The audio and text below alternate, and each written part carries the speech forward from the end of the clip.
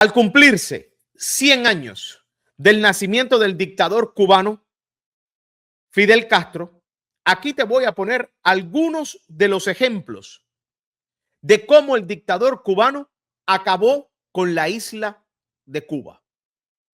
Cómo el dictador, por suerte hoy metido en una piedra y que nunca debió haber nacido porque fue la peor de las personas que nació en nuestra isla porque convirtió a nuestra isla en una cárcel de millones, también ahogó a nuestra isla. Los grandes disparates del dictador cubano Fidel Castro. Esto salió publicado el 27 de noviembre del 2016, hora después de la muerte del dictador.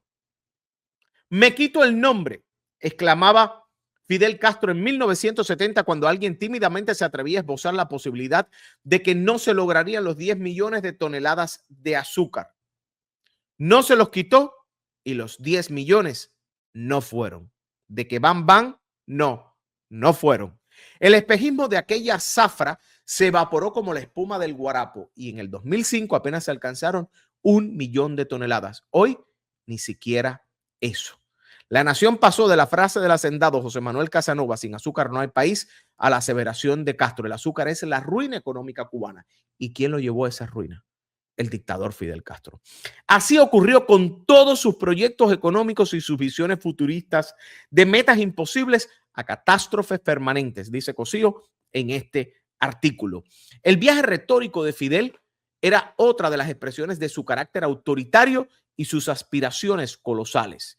Creía que podía cambiar el mundo a su voluntad y que si algo no cumplía sus deseos, era necesario destruirlo. Así destruyó a Cuba. La combinación de su autoritarismo político y su voluntarismo económico es la explicación más gráfica de la dictadura que le impuso a Cuba. A ello se sumaba su concepción apocalíptica de la vida. Para él, todo era una consigna necrológica. Libertad o muerte, patria o muerte, socialismo o muerte. Todo debía terminar en la inmolación colectiva del pueblo. ¿Por qué? Porque recordemos que su característica era el afán de control, el culto a la personalidad, él por encima de todo, mueran ustedes para yo mantenerme en el poder. Entre los grandes disparates del dictador, Castro aseguró que de no haber otros alimentos, la población comería malangas. Hoy, ¿quién encuentra malanga en Cuba? Sus planes no tenían límite, iban desde la desecación de la ciénaga de Zapata. Sí, quería secar la ciénaga de Zapata, con la idea de producir ahí todo el arroz que consumiría el país, hasta la construcción de una central termonuclear en Juraguá, que por suerte quedó suspendida después de la tragedia de Chernóbil en 1986. Los disparates del comandante incluyeron, y vaya dejándome en los comentarios, cuáles de los disparates del dictador cubano usted recuerda. ¿Cuáles de los disparates usted recuerda? Quiero que me los vaya diciendo. Incluyeron experimentos de nombres tan esotéricos como el gandul, la espirulina, los zapatos quicos plásticos, el café con chícharo, el tomate hidropónico, el plátano microjet, la hamburguesa de soya, la masa cárnica, la pasta de oca, el picadillo extendido, el yogur de búfala, la morcilla de vaca viva, la tilapia, la vaca enana, el níquel de Moa, la planta de vidrios de las Tunas, la textilera Celia Sánchez, el complejo lácteo de La Habana, el PPG, los pedraplenes, la ciolita, la batalla de ideas y la operación Milagro. ¿Y la revolución energética? ¿Qué me dice? Sin olvidar la carretera de 8 vías cuya ruta trazó Castro con un plumón rojo sobre un mapa de la isla. Todos esos proyectos resolverían los problemas nacionales. Y al final, como presumió en 1962, Cuba tendría un nivel de vida superior a los Estados Unidos. Mientras tanto, estableció la libreta de razonamiento. Señores, en el 62, el dictador cubano te prometió que Cuba tendría un nivel superior al de Estados Unidos o que íbamos a consumir más carne de res que países de Sudamérica. Hoy ni la res ni un nivel de vida cercano, ni siquiera al nivel medio bajo de los Estados Unidos, ni siquiera comparable al de Haití. Todo esto te lo prometió el dictador y aquí yo te voy a mostrar, y aquí Cosío te está explicando por qué se destruyó Cuba. En 1965, año declarado de la agricultura, porque además le encantaba ponerle nombre a todos, a todo. Castro anunció que la leche se iba a distribuir libremente en el interior del país y que la gran batalla de los huevos había sido ganada. Pero con el tiempo los huevos empezaron a desaparecer, las gallinas dejaron de poner, porque esa producción se basaba en la importación de pienso para alimentar a las gallinas que no pudieron seguir cumpliendo las promesas. Por esa época, Castro afirmó que las condiciones del clima y la tierra en Cuba eran superiores a las de Europa y que usando la técnica y la ciencia difícilmente pudiera haber un país en el mundo que compita con nosotros en producción agrícola.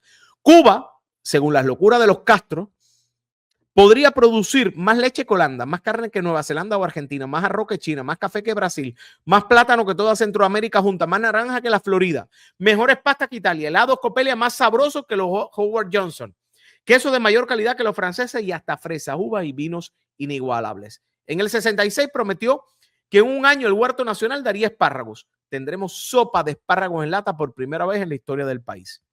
Bajo el lema de que el cordón de La Habana sea un jardín, afirmó en 1968 que la capital del país iba a autoabastecerse de leche, queso, mantequilla, arroz, frutas, vegetales y viandas, y que incluso produciría importantes excedentes para la exportación. ¿Usted la ha visto? ¿Mm?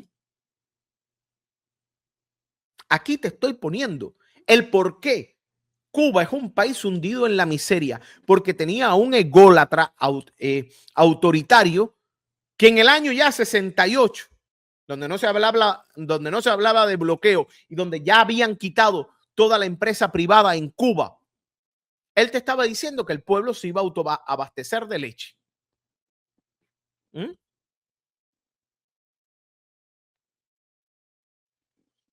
Yo quiero que usted me vaya dejando ahí, quiero que usted me vaya dejando en los mensajes que usted cree y que me vaya diciendo las locuras de la dictadura y del dictador cubano Fidel Castro que usted recuerda. Aquí te estamos haciendo un recuento de los grandes disparates. Esta fantasiosa historia había empezado con la adquisición de un veterano toro canadiense, naturalizado como Rosafé. Por esos días Castro había leído Dinámica de los pastos del científico francés André Buzyn y creyó descubrir la piedra filosofal de la ganadería. Hacía falta una vaca biónica capaz de resistir el clima tropical, producir leche y carne en grandes cantidades y consumir lo menos posible. Así nació la idea de la F1 de gen rojo, un cruce de vaca Holstein y cebú. Enseguida surgió el hipotálamo, un experimento que consistía en enclaustrar a las vacas en naves especiales donde recibían aire acondicionado con la cabeza, en la cabeza y hasta música clásica indirecta para estimularle el sistema glandular y lograr una mayor producción de leche. Pero no existía un Viagra vacuna y el pobre Rosafé rindió sus armas con honores, no sin antes dejar una herencia de 200 ámpulas de semen congelado. A finales del 67, los proyectos agropecuarios seguían siendo desbordantes para una isla de solo 110 110.000 kilómetros cuadrados, pero la geografía nunca fue un problema. Así ordenó la constitución de la Brigada Invasora Che Guevara con la misión de arrasar decenas de miles de hectáreas de bosque para ganar espacios que se destinarían a la ganadería y a la siembra de caña. Desde entonces las sequías en Cuba son más prolongadas y el clima más impredecible.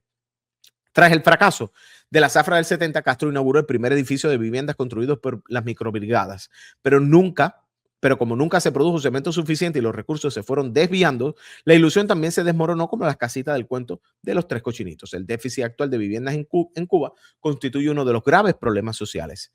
El 16 de enero del 82, Fidel Castro se anotó un tanto. Ese día vio materializado por fin sus engendros ganaderos en los atributos mamarios de ubre blanca, una F2.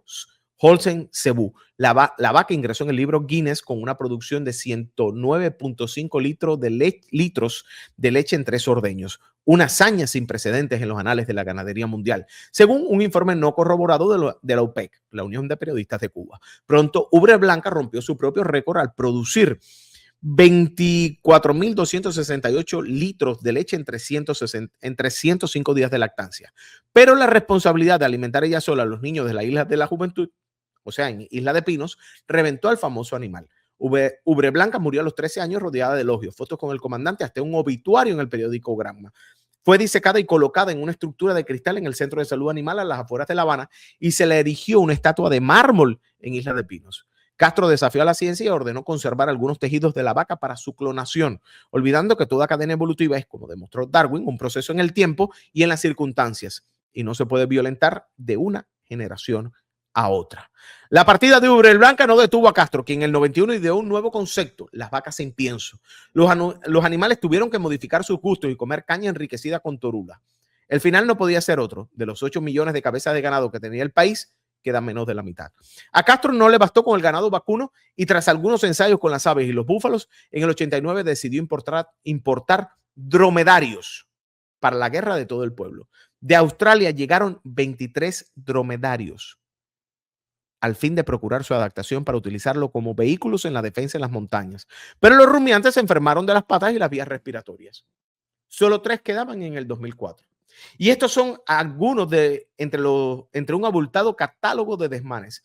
Lo inconcebible es que este hombre haya gobernado y destrozado el país a su antojo durante 5 décadas. De él no quedará nada, ni siquiera lo que el viento se llevó.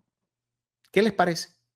Para todas esas ciberclarias que defienden al dictador cubano o para todos esos que desde La Habana están reunidos recordando el aporte económico del dictador.